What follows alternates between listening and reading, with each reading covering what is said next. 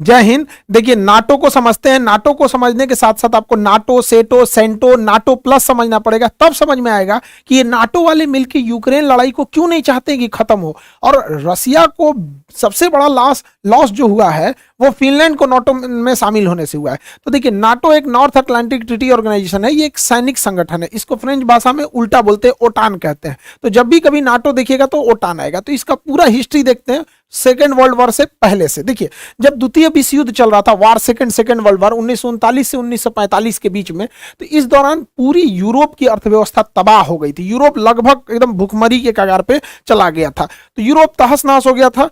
इसी बीच जर्मनी जो था, अब लगभग जर्मनी की हार तय थी, क्योंकि जर्मनी सेकेंड वर्ल्ड वॉर में बहुत कूद रहा था, लेकिन जर्मनी की हार लगभग तय समझ रही थी। और ये जो हिटलर है, हिटलर के मरने के 4 महीना पहले ही फरवरी 1945 में ये डिसाइड हो गया कि अब जर्मनी हार जाएगा। तो जर्मनी पर किसका अधिकार होगा, इसकी बैठक हो रही थी यूक्रेन के शहर याल्टा में। यही यूक्रेन जहां मार हो रहा है, इस का इतिहास है, मारधार से भरा हुआ है। तो यहाँ याल्टा में बैठक हुई। इसमें देखिए विंस्टन चर्चिल, रूजवेल्ट और स्टालिन आए थे लोग। Winston Churchill Britain, Roosevelt America से, स्टालिन जो आए थे रसिया से। तय ये हुआ कि जर्मनी जैसे ही हारेगा, जर्मनी के टुकड़े कर दिए जाएंगे। एक हिस्सा जर्मनी का ले जाएगा रसिया, एक हिस्सा ले जाएगा फ्रांस, एक हिस्सा ले जाएगा ब्रिटेन और एक हिस्सा ले जाएगा अमेरिका। यानी देखिए जर्मनी के 4 टुकड़े कर दिए जाएंगे। ये अंग्रेजों का इतिहास है, जहां भी गए हैं वहां टुकड़ा टुकड़ा करके गए हैं। हम लोग को देखिए इंडिया को बांग्लादेश, म्यांमार, भारत, पाकिस्तान, अफगानिस्तान धज्जी उड़ा के चल गया सब। तो ये याल्टा पैक्ट में हो गया। इसके 4 महीने बाद फाइनली हिटलर हार गया और जर्मनी के जैसे हुआ टुकड़े वैसे तोड़ दिए गए जर्मनी को।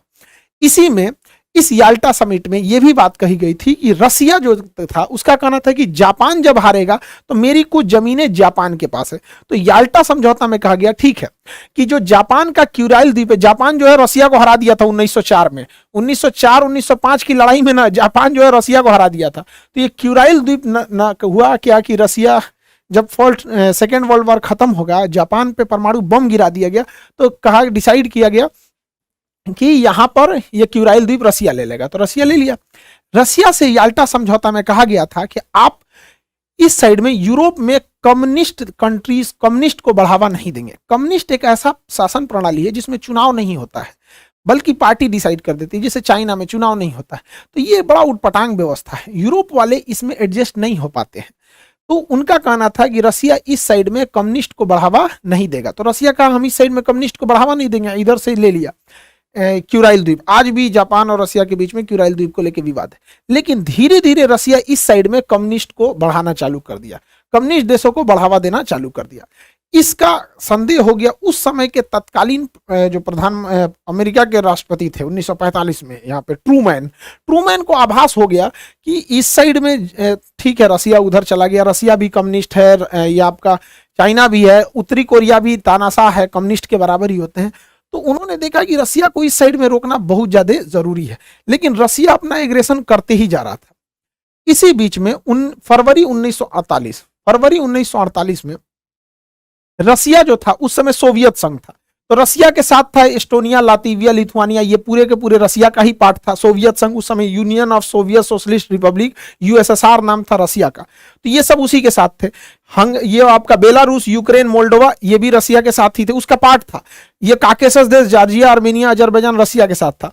ये सेंट्रल एशिया के Kazakhstan, Kyrgyzstan, Tajikistan, Turkmenistan, Uzbekistan, ये सब रसिया के साथ थे। तो आप देखिए उस समय रसिया का क्या इतना बड़ा एरिया होता था, ये पूरा का पूरा रसिया था।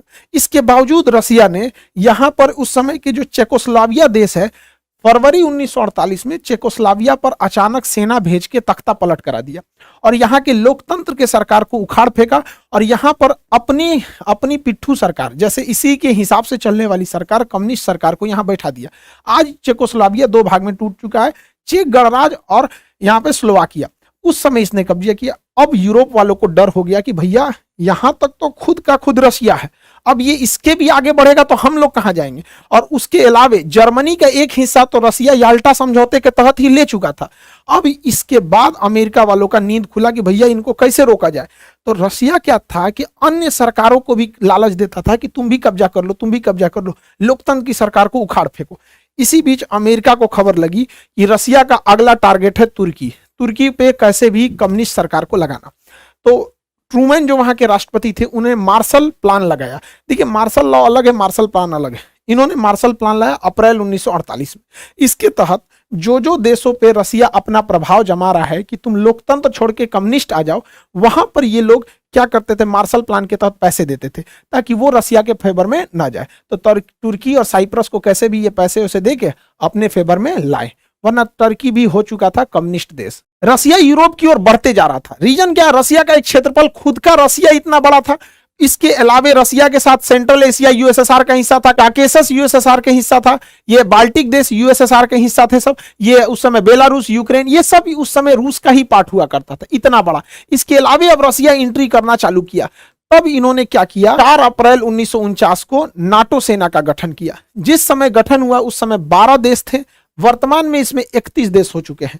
नॉर्थ अटलांटिक ट्रीटी ऑर्गेनाइजेशन, इस संगठन के टोटल 14 अनुच्छेद हैं, 14 आर्टिकल हैं। 14 आर्टिकल में कहा गया है कि इसके देश कैसे कैसे काम करेंगे।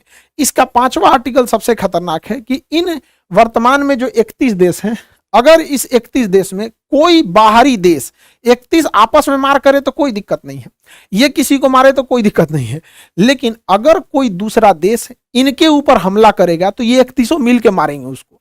ये इसका कानून है। इसका मुख्य उद्देश्य क्या था कि रसिया को इस साइड में यूरोप की ओर से चढ़ने से बचाया जाए, वरना ये धीरे धीरे रसिया इधर आ गया था। तो अब आपको तो समझ में आ रहा होगा ना कि नाटो का निर्माण ही हुआ था रसिया के एग्रेशन को रोका जाए, वरना रसिया बहुत तेजी से एक्सपेंड कर रहा था और हर जगह कम्युनिस्ट फैलाते जा रहा था। तो नाटो का गठन 1949 में हो गया। ये एक सैन्य संगठन था। अब रसिया को चारों ओर से रोकना था। तो रसिया को सेंट्रल एशिया से रोकने के लिए, ईस्ट एशिया से रोकने के लिए सेटो बनाया गया, south east Asian treaty organisation, SEATO 1954 में बनाया गया। इसको हथियार, सेटो में मुख्य रूप से किसे शामिल किया गया, तो थाईलैंड को और इधर से फिलीपीन को, और नीचे में ऑस्ट्रेलिया और न्यूजीलैंड, ताकि इधर से ये लोग अमेरिका के फेवर में रहे। और इन्हें हथियार कौन दे रहा था, अमेरिका, ब्रिटेन, फ्रांस। इधर से ये लोग सपोर्टिव हथियार दे रहे थे कि इधर से चाइना, कोरिया, इन सबको बिजी रखा जाए ताकि रसिया इस साइड में बिजी रहे, और इधर से नाटो डायरेक्ट रसिया को इंगेज कर रहा था। अब इन लोगों को लगा कि हम दो ओर से रसिया चाइना को घेरते जा रहा है, इधर से घेर रहा है नाटो, इधर से सेटो, नाटो सेटो ना, ये हो गया सेटो साउथ ईस्ट, ये हो गया सेटो और ये हो गया नाटो। अब रसिया को थोड़ा अनबैलेंस लगने लगा कि सचुरा दोनों खोपड़िया नोच देगा सब, तब अमेरिका शांत बैठने वाला तो है नहीं। इसने इसी बीच में ला दिया एक ठो सेटो, सेंट्रल, सीईटी से सेंट्रल ट्रीटी ऑर्गेनाइजेशन, अगले साल 1955 में सेंट्रल ट्रीटी ऑर्गेनाइजेशन। इस ऑर्गेनाइजेशन को भी हथियार दे रहा था इधर से ब्रिटेन। इसमें कौन कौन से, इसमें थे तुर्की, इराक, ईरान और पाकिस्तान। सोचिए ये सेंट्रल थे सब। ये हो गया सेटो। अब ये रसिया पे दबाव बनाते थे सब, यहां पे रसिया को आगे बढ़ने से रोकते थे सब, सेटो। इधर से कौन चढ़ता था, सेंटो, इधर से सेटो, ये हो गया सेंटो, ये सेटो और ये सेंटो, इधर से नाटो। चारों ओर से रसिया को घेर लिया सब, नाटो, सेंटो, सेटो, चारों ओर से रसिया को घेर लिया सब। रसिया को लगा कि भैया हम तो पिसा जाएंगे। अब भारत को कहे तो भारत किधर जाए भैया, अब भारत हो गया फेरा में पड़ गया, क्योंकि रसिया को इधर से तो घेर लिया है नाटो, यहां से घेर लिया है सेटो, सेंटो, ये हो गया SEATO, south east Asian treaty organisation. अब रसिया के लिए कंफर्टेबल में हो गया दिक्कत, रसिया ढूंढने लगा अपना कोई पार्टनर। इस बीच जो भी रसिया के फेवर में जाता था, अमेरिका उसके आंगा लगाता था। अब इस कंडीशन में इंडिया कंफ्यूज हो गया, इंडिया किधर से जाए, क्योंकि अगर नाटो ज्वाइन करता है इंडिया तो रसिया नाराज, सेंटो में भी रसिया नाराज, सेटो में भी रसिया नाराज। और रसिया हमारा बहुत जरूरी मित्र है वहां पे, क्योंकि पास में है यहाँ पे रसिया, कभी भी हम लोग के विकट परिस्थिति में रसिया ही काम आएगा यहाँ पे। तो हम लोगों ने क्या किया, उस समय जवाहरलाल नेहरू जो थे बड़ी समझदारी का काम किए। 1961 में इन्होंने कहा कि अमेरिका के फेवर वाली दुनिया को कहा जाता था पहली दुनिया, और रूस के फेवर वाले को कहा जाता था दूसरी दुनिया। तो जवाहरलाल नेहरू ने कहा कि अब हम लोग ना अमेरिका के फेवर में है ना रशिया के फेवर में, हम लोग तीसरी दुनिया के हैं। तो इसे तीसरी दुनिया या दक्षिणी दुनिया कहा जाता था। हालांकि इसका ऑफिशियल नाम था non aliasing movement, non aliasing movement, shortcut में नाम गुट निरपेक्ष। हम किसी भी गुट में नहीं रहेंगे। इसमें गुट निरपेक्ष में 4-5 लोग का नाम बहुत महत्वपूर्ण है। इसमें एक इंडोनेशिया का अहमद सुकर्नो थे, भारत से जवाहरलाल नेहरू, मिस्र के कर्नल नासिर और यूगोस्लाविया से जो थे मार्शल टीटो थे। ये लोगों का बहुत महत्वपूर्ण योगदान था कि हम किसी भी गुट में नहीं रहेंगे, और ये जरूरी भी था गुट में न रहना। रीजन क्या है, गुट में से बहुत लॉस हुआ था। सेंटो में ईरान था अमेरिका के साथ, सेंटो में इराक था अमेरिका के साथ। देखिए वही अमेरिका ने इराक को उड़ा दिया, तबाह कर दिया। वही अमेरिका ने ईरान के पीछे पड़ा हुआ है, जबकि एक समय था सेंटो की गठन अमेरिका ही नहीं किया था, इन लोगों को अपने साथ मिलकर कि रशिया को बर्बाद करना है यहाँ पे। इसलिए बहुत ज्यादा इंटरनेशनल रिलेशन के मामले में हम लोग अमेरिका और वेस्टर्न देशों पे भरोसा नहीं कर सकते हैं यहाँ पे। तो ये चारों ओर से रशिया की घेराबंदी चल रही थी। अब रशिया ऐसा तो नहीं है कि चुपचाप बैठा रहेगा। अगर आप रशिया को इधर से नाटो से घेरोगे, सेंटो से, स्टेटो से, चारों ओर से घेरोगे, रशिया भी तो कुछ ना कुछ करेगा। तो रशिया जो था, देखिए रशिया अलग है, सोवियत संघ अलग है। तो ये हो गया रशिया, ये वाला एरिया तो कंप्लीट हो गया रशिया, ये पूरा का पूरा रशिया का हो गया। रशिया उस समय रशिया ना हो के यूएसएसआर था, USSR, union of Soviet socialist Republic association. तो यूएसएसआर के साथ ऑलरेडी उसी का था आपका बाल्टिक देश, Estonia, Latvia, Lithuania, Belarus, Ukraine, Moldova, ये उसी का था। जॉर्जिया, आर्मेनिया, अजरबैजान उसी का था। और सेंट्रल एशिया भी इसी का था। तो ये सब का सब हिस्सा जो था यूएसएसआर का हिस्सा था। इसके बावजूद रशिया नहीं रुका। इतना यूएसएसआर होने के बावजूद, ये हो गया रशिया, इसमें इसको जोड़ दीजिए तो यूएसएसआर। अभी रशिया क्या सोचा आगे बढ़ने के लिए, इसने क्या लाया, वार्सो पैक्ट। जिस तरह से अमेरिका नाटो ला रहा था, नाटो को काउंटर करने के लिए रशिया वार्सो पैक्ट लाया था। वार्सो पैक्ट 1955 में आया था। इस वार्सो पैक्ट के तहत रशिया अपने कम्युनिस्ट विचारधारा के देशों के साथ मिलकर एक संगठन बना रहा था, सैनिक संगठन। इस वार्सो पैक्ट में बहुत सारे देश थे, पोलैंड था, चेकोस्लोवाकिया था, हंगरी था, रोमानिया, बुल्गारिया, अल्बानिया, ये सब देश मिलके बनाते थे आपका ये वार्सो पैक्ट। अब आप जरा देखिए रशिया का डोमिनेंस कहां तक है। ओरिजिनली रशिया ये रहा आपका, ये तो ओरिजिनल रशिया हो गया, ये पूरा का पूरा ओरिजिनल रशिया। अब रशिया के साथ ये ब्लू वाला एम्पायर को आप जोड़ देते हैं तो ये हो जाता है यूएसएसआर, और उसमें ये आगे वाला हिस्सा देख लेते हैं तो वार्सो पैक्ट। अब आपको समझ में आ रहा होगा कि नाटो कितनी जरूरी हो गई थी इन वेस्टर्न कल्चर के लिए, वरना ये वेस्टर्न को तो खा जाता है पूरा का पूरा रशिया। तो इतना एग्रेसिवली ये रशिया आगे बढ़ रहा था, इतना बड़ा इसका क्षेत्रफल था, रशिया, सोवियत, यूएसएसआर और ये वार्सो पैक्ट। लेकिन धीरे धीरे रशिया जो था वो सोवियत संघ के देशों को संभाल नहीं पाया। रशिया ज्यादा ध्यान दे दिया रूस पे, उससे कम ध्यान दिया उसने इस सोवियत संघ पे, उससे भी कम ध्यान दिया वार्सो पैक्ट पे। तो वार्सो पैक्ट के लोगों को लगा कि हम रशियन भाषा नहीं सीख पा रहे हैं, ज्यादा विकास रशिया का, और हम क्यों नहीं वार्सो पैक्ट से अलग हो जाए। इसमें अमेरिका ने भी साथ दिया कि भाई हमारे साथ आओगे, नई टेक्नोलॉजी आएगी, भाषा सीखने में इजी है, कल्चर सीखने में इजी है, लोकतंत्र के देश हैं, खुल के विरोध कर सकते हो। इसमें विरोध करोगे तो मराइए जाओगे, विरोध नहीं कर सकते, वोट नहीं डाल सकते हो, सरकार नहीं चेंज कर सकते।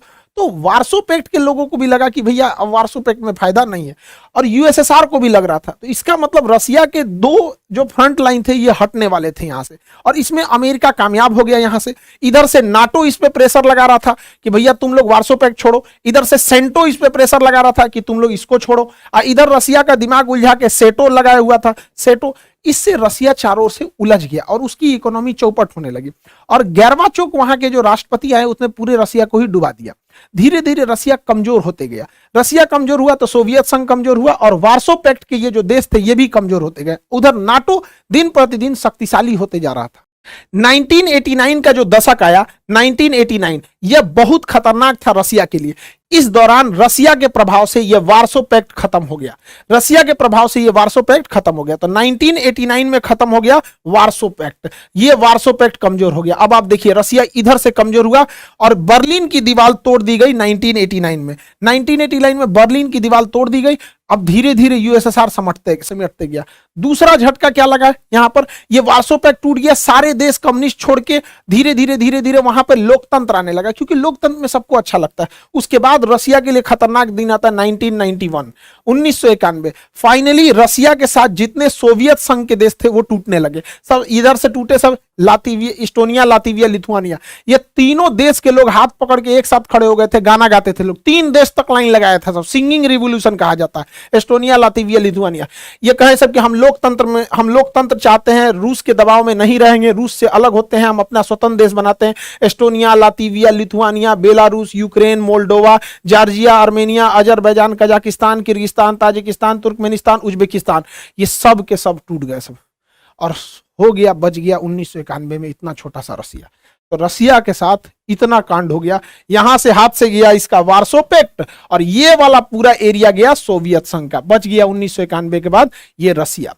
जैसे सोवियत संघ का विघटन हुआ, ये भी नहीं चल सका सेंटो, क्योंकि सेंटो की जरूरत ही खत्म हो गई। अब ये लोग अमेरिका से मांगते थे मदद, अमेरिका देता ही नहीं था। बाद में इराक अमेरिका का दुश्मन बन गया, ईरान अमेरिका का दुश्मन बन गया। एक वक्त था अमेरिका ने इन लोग को हथियार दिया था, पैसे दिया था कि लड़ो, रसिया से बाहर कर दिया।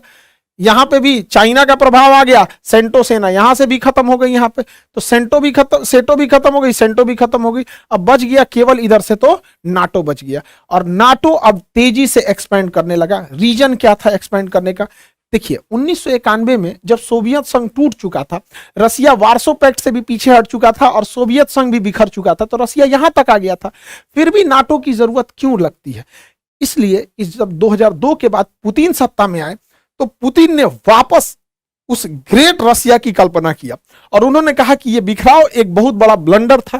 तो यूरोपीय देशों को लगा कि ऐसा ना हो कि ये फिर से आगे बढ़ना चालू करें यहां पर, इसलिए दोबारा नाटो का एक्सपेंशन करना जरूरी था और नाटो का प्रसार किया जाने लगा। तो अगर आप देखेंगे तो आपको लगेगा कि भले नाटो एक्सपेंड कर रहा है, लेकिन नाटो की मजबूरी है।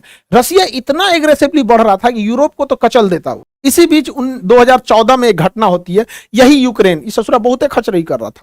तो यूक्रेन जो था वो कह रहा था कि हम रसिया के प्रभाव से मुक्त होना चाहते हैं और यूरोपीय यूनियन का सदस्य बनना चाहते हैं, ताकि वो इस पूरे देशों में अपना सामान बेच सके, यहां से ज्यादा कनेक्टिविटी हो सके।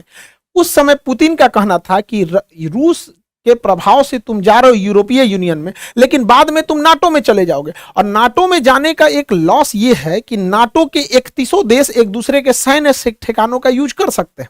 अब देखिए नाटो में जो है 31 देश है, उसमें अमेरिका भी है। अगर यूक्रेन नाटो में चला जाता है तो नाटो सेना के संविधान के अनुच्छेद 5 के तहत कोई भी देश एक दूसरे के सैन्य संगठनों का यूज कर सकता है। तो यूक्रेन की सीमा तक अमेरिका की फौज आ जाएगी। अब बताइए रूस क्यों न चिंतित हो कि यूक्रेन अगर चला गया नाटो में तो नाटो की सेना कहां तक आ जाएगी? रूस की सरहद तक आ जाएगी। तो उस समय 2014 में पुतिन ने काफी समझाया था, लेकिन यूक्रेन कहा कि ना हम जइबे करेंगे यूरोपीय यूनियन में। तो यूक्रेन का एक निचला भाग जिसका नाम क्रीमिया था, 2014 में रसिया ने क्रीमिया पे अधिकार कर लिया और कहा कि यह क्रीमिया रसिया का हो गया। तो ये तो यूरोपीय यूनियन में चले गए, और यह साबित सही हुआ। पुतिन ने कहा था कि शुरुआत में ये जा रहे हैं यूरोपीय यूनियन में, बाद में चले जाएगा ये नाटो में, और वही हुआ। जैसे आए 2020 से ही जेलेंस्की, अब इन लोग को लगने लगा कि भैया हमारा देश है, क्रीमिया तुमने कैसे ले लिया? क्रीमिया कैसे ले लिया? हमारा देश है, हम चाहें अपने देश को नाटो में ले जाएं या कहीं ले जाएं, हम यूरोपीय यूनियन में आ चुके हैं, अब हमको नाटो का भी सदस्य बनाया जाए। अभी ससुरा सोचिए रहा था कि बनाया जाए कि नहीं बनाया जाए, ताबड़तोड़ मार दिया पुतिन हमला करके यूक्रेन। ससुरा तो नहीं, तुम जब सदस्य बनेगा तब ना आर्टिकल 5 लगेगा और बाकी तुमको बचाने आएंगे। अभी कोई इसको बचाने नहीं आ रहा, और यूक्रेन को केवल ऐसे ही हथियार प्रोवाइड कराए जा रहे हैं जिससे यूक्रेन केवल अपनी सुरक्षा कर सके, क्योंकि नाटो और पश्चिमी देश भी यही चाहते हैं कि रूस इसी में उलझा रहे और बाकी ये लोग विकास का काम करते रहें।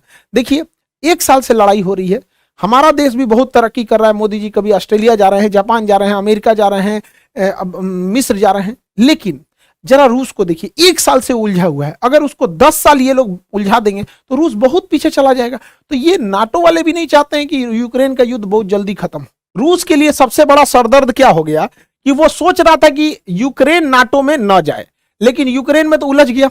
इसी बीच जैसे रूस ने यूक्रेन पर हमला किया, बाकी के देश डर गए सब। अब फिनलैंड को लगा कि ससुरा कहीं हमको भी रूस मत मार दे, हमको भी रूस मत मार दे। तो फिनलैंड ने कहा कि भैया हमको नाटो ज्वाइन कर लो, क्योंकि अगर हमको रसिया मारेगा तो नाटो का आर्टिकल 15 के तहत बाकी के सारे देश मिलके मारेंगे। फिनलैंड कहा कि हमको भी शामिल करो भैया, यूक्रेन के बाद हमारा नंबर है यहां पर।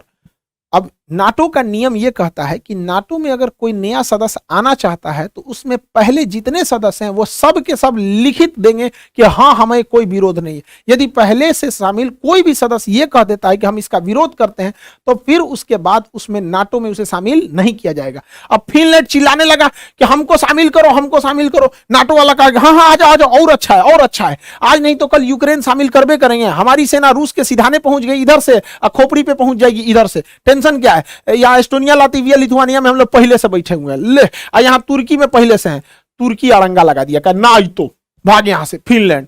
अब फिनलैंड कहा कि रे तुर्की तुमको क्या हुआ रे, तुम क्यों विरोध कर रहा है मेरा। देखिए तुर्की ब्लैकमेल कर दिया नाटो को, तुर्की ने क्या कर दिया, नाटो को ब्लैकमेल कर दिया, क्योंकि तुर्की के पास पावर था कि जब तक तुर्की लिखित नहीं देगा, यानी सारे देश रेडी नहीं होंगे, तब तक कोई नाटो में नहीं आएगा, और तुर्की पहले से उसका सदस्य था। तो ये क्या किया, कहा कि देखो तुर्की ने रसिया से S-400 मिसाइल खरीदा था, तो इसके खरीदने की वजह से अमेरिका ने इस पे काटसा एक्ट के तहत प्रतिबंध लगा दिया, जिस वजह से इसकी पूरी इकोनॉमी तबाह हो गई यहाँ पे। साथ ही तुर्की जो है अमेरिका के F-35 जहाज में मतलब अपने ज्वाइंट वेंचर बनाने के लिए 1.4 बिलियन पैसा खर्चा किया था। जैसे S-400 इसने मिसाइल खरीदा रसिया से, टर्की ने रसिया से मिसाइल खरीदा, अमेरिका ने इस पे काटसा सैंक्शन लगा दिया और इसका कह दिया कि तुम्हारा 1.4 मिलियन भाड़ में गया। अब ये तैयबुल अर्दोगान क्या कहता है कि हमरा वो पैसा वापस करो, हमसे ही काटसा एक्ट को हटाओ, और सब हटाओगे तब हम फिनलैंड को शामिल करने देंगे, नहीं तो हम फिनलैंड को शामिल नहीं करने देंगे। अब अमेरिका माथा पीट रहा है, नाटो माथा पीट रहे करे, अरे भैया एक से काटसा हटा दे, इसका जो पैसा जो लूटे हैं लोग 1.4 बिलियन दे दे, नहीं तो फिनलैंड को आने नहीं देगा। अब फिनलैंड को नहीं आने देगा, रसिया कचर देगा फिनलैंड को, तो रसिया कचर ना दे तो इसका समझौता हुआ। देख रहे हैं इसको, बाप रे बाप, ठीक ठाक भाई। देखिए भाई अमेरिका को कोई चुना लगा के आ गया, बहुत बड़का राजनीतिक आदमी है यहाँ पे। तो ये अपने देश के हैं, तुर्की में जीत गए हैं अभी। तो तुर्की ने फाइनली जब ये सब तुर्की से ये सैंक्शन हटा लिए गए, तुर्की ने कह दिया हाँ फिनलैंड भी आ जाए नाटो में, और नाटो में ससुरा फिनलैंड आ गया। और ये रसिया के लिए सबसे खराब बात है, क्योंकि फिनलैंड जो है वो नाटो के यहां आने से रसिया का सबसे बड़ा लॉस होता है। तो ये कोला प्रायद्वीप पर, ये प्रायद्वीप का नाम है कोला प्रायद्वीप, प्रायद्वीप का नाम है कोला प्रायद्वीप। रसिया में यही एक ऐसा जगह है जो ठंड के दिन में, कोल्ड विंटर सीजन में जमता नहीं है। ज्योग्राफी में हम पढ़ा दिए हैं, यहाँ एक नॉर्वे की गर्म समुद्री जलधारा चलती है, जिससे कि वहां का समुद्र बर्फ से जमता नहीं है। तो ठंड के दिन में रसिया का मात्र एक बंदरगाह है, मुर्मुस्क बंदरगाह, जो इस कोला प्रायद्वीप पर है। यूपीएससी में भी क्वेश्चन पूछा था, मुर्मुस्क बंदरगाह क्यों नहीं जमता है, तो नॉर्वे की गर्म जलधारा की वजह से। कोला प्रायद्वीप पर मुर्मुस्क बंदरगाह नहीं जमता है। अब जरा देखिए, अमेरिका यहां आके बैठ गया, यूक्रेन में उलझा दिया रसिया को, रसिया उलझ गए यूक्रेन में, अब यहां ले आके बैठ गया यहां पर। अब रसिया का सबसे जरूरी चीज है ये कोला प्रायद्वीप, क्योंकि इसी कोला प्रायद्वीप पे रसिया की नेवी का पूरी बड़ी सी फ्लीट है, यहां इसके पनडुब्बियों का गुप्त स्थान है रखने के लिए। अब ये कोला प्रायद्वीप के पास आके फिनलैंड के बहाने बैठ गया आपका नाटो, नाटो यहां तक आ गया है। रसिया के लिए इससे खराब दिन नहीं हो सकता है, क्योंकि जितनी परमाणु पनडुब्बियां हैं रसिया की, वो इसी कोला प्रायद्वीप पर है। रसिया के जितने बड़े बड़े इंडस्ट्रीज हैं इसी कोला प्रायद्वीप पर है। रसिया के जितने परमाणु बम हैं वो कोला प्रायद्वीप पर है, मिसाइलें कोला प्रायद्वीप पर है, इंडस्ट्रियलाइजेशन, एयरफोर्स, ये सब का सब बहुत बड़ा एरिया कोला प्रायद्वीप पर है। तो सोचिए, रसिया ने तो बहुत बड़ा कीमत चुकाया। रसिया को लगा था कि हम ये यूक्रेन निपटाएंगे, यूक्रेन निपटेला के चक्कर में यूक्रेन तो हुआ नहीं कुछ, ससुरा उल्टे फिनलैंड हाथ से निकल गया और ये कोला प्रायद्वीप पे चला आया। यहाँ पे बहुत बुरा बात है ये इसके लिए, यहाँ पे रसिया के लिए। तो खैर अब ये विश्व नीति है। अब नाटो यही नहीं रुका, नाटो कहता है नाटो को और बड़ा बनाया जाए, नाटो प्लस। क्या बनाया जाए? नाटो प्लस, मतलब नाटो में और को जोड़ा जाए, नाटो प्लस। नाटो में पहले प्लस में कौन कौन शामिल है? पहले से इजराइल शामिल है, साउथ अफ्रीका, साउथ कोरिया शामिल है, जापान शामिल है, ऑस्ट्रेलिया और न्यूजीलैंड शामिल है, यानी पहले से ही 5 गो देश शामिल है। अब उसका कहना है नाटो प्लस में भारत को भी शामिल किया जाए, भारत को भी शामिल किया जाए। अरे भैया हमको शामिल नहीं होना है, एस जयशंकर साहब भी मना कर दिए, नहीं शामिल होना है। काहे? क्योंकि नाटो के 14 गो आर्टिकल में से 5वां आर्टिकल कहता है कि अगर इन नाटो के 31 देश में से, नाटो के 31 देश में से किसी पे हमला होगा तो बाकी सब मारने चलेगा। अरे ससुरा तो नहीं, हम लोग को मार करना ही नहीं है। हाई 31 हर साल कहीं ना कहीं मार कैले रहता है सब, कभी ईरान में उलझेगा, कभी सीरिया में उलझेगा, अफगानिस्तान में उलझेगा। और ससुरा हम अगर शामिल हो जाएंगे तो पता चला हम लोग भी चलते रहेंगे, चलो भैया कहाँ मार किए। उन सब के चक्कर में हम लोग की अपनी विदेश नीति जाएगी। तो हम लोग भैया पाकिस्तान से और चाइना से खुद निपट सकते हैं, हमें नाटो प्लस की कोई जरूरत नहीं है। आई होप आप नाटो समझे होंगे। नाटो जब यूपीएससी में लिखने के लिए आएगा तो आपको कंप्लीट लिखना पड़ेगा, नाटो, सेटो, सेंटो, नाटो प्लस। अगर हम थोड़ा सा लिख के चले आएंगे नाटो ये वो, तो फिर नंबर भी उसी हिसाब से देगा। देखिए यूपीएससी फर्स्ट बैच में एक्सेस एडमिशन की वजह से हम लोग को यूपीएससी फर्स्ट बैच में एडमिशन क्लोज करना पड़ा। यूपीएससी सेकेंड बैच को हम लोग लॉन्च कर दिए हैं। ये जुलाई के फर्स्ट वीक से यूपीएससी सेकेंड बैच स्टार्ट हो जाएगा। इंडिया के सबसे बेस्ट फैकल्टी के साथ ये सेकेंड बैच भी स्टार्ट किया जाएगा। बहुत सारे लड़कों लोग का क्वेरी होता था कि कौन कौन से टीचर देंगे। देखिए हिस्ट्री हमारे मणिकांत सर लेंगे, आप लोग को मतलब परिचित के किसी भी परिचय के मोहताज नहीं। इकोनॉमिक में बहुत सारे लड़कों का क्वेश्चन था कि इकोनॉमिक्स कौन लेंगे यहाँ पे। बाबू देखिए इंडिया के सबसे बेस्ट फैकल्टी देंगे हम लोग आप लोग को। यहाँ पर इकोनॉमी हमारे रामेश्वर सर लेंगे आपको, तो रामेश्वर सर इकोनॉमिक्स लेंगे। ज्योग्राफी सचिन अरोड़ा सर लेंगे आप लोग को ज्योग्राफी बेहतरीन ढंग से। राजेश मिश्रा सर पॉलिटी का क्लास लेंगे यहाँ पर, तो राजेश मिश्रा सर से आप लोग को पॉलिटी का क्लास लेना है। एथिक्स का जहां तक क्लास रहेगा, और जो फिलॉसफी का चैप्टर रहेगा वो सब धर्मेंद्र सर क्लास लेंगे यहाँ पे। और अभिषेक सर साइंस एंड टेक का क्लास लेंगे। धर्मेंद्र सर जो होंगे ये sociology, social justice, social issues के क्लास लेंगे। तो सेकेंड बैच जो है वो कंप्लीट इंडिया के सबसे बेस्ट फैकल्टी के साथ ही आप लोग के लिए आएगा। अब यही फैकल्टी के साथ अगर आप देखेंगे दिल्ली में तो 2 लाख 2.5 लाख फीस लगेगा। सेम फैकल्टी रहेंगे आप लोग के, हालांकि इनसे ही इंफीरियर, क्योंकि ये सबसे मोस्ट सीनियर टीचर हैं लोग आपको, तो इनसे जूनियर ही मिलेंगे और फीस भी ज्यादा होगा आपको। और इसके लिए बेहतरीन और भी जितने भी बेहतर सुविधा दिया जा सकता है वो हम लोग स्टार्ट कर रहे हैं यहाँ पे।